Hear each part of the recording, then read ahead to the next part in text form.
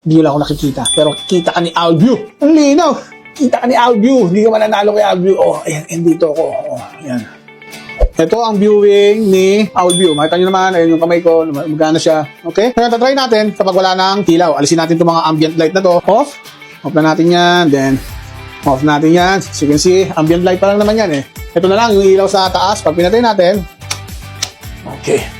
Do your thing, Alview. Do your thing. Nadapa pa ako. Yan. Balikan niya ng viewing niya. Nakakabilib naman talaga. Oh, colored.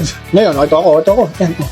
Ayan, andyan ako. Hindi lang ako nakikita. Pero kita ka ni Alview. Ang linaw. Kita ka ni Alview. Hindi ka mananalo kay Alview. Oh, ayan, and dito ako. Oh, ayan. Okay? Ayan ang viewing niya. Ngayon, try natin na i-compare. Compare natin siya kapag nakabukas ang mga ilaw. Bukasan isang ilaw, baka madapa na naman ako. Yes, tignan nyo. Pwede nyo naman makita yung difference. Nakakabilib naman talaga. Oh, as you can see, ang linaw. Same pa rin siya.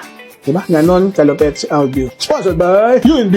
Sa mga gusto magpakabit ng ganitong CCTV, mag-message po kayo sa Leon Tech FB page or mag-drop by lang po kayo sa aming store dito po sa Leon Tech. Located po kami sa Barangay Tungtong Mangga, San Jose del Monte, Bulacan. Maraming salamat.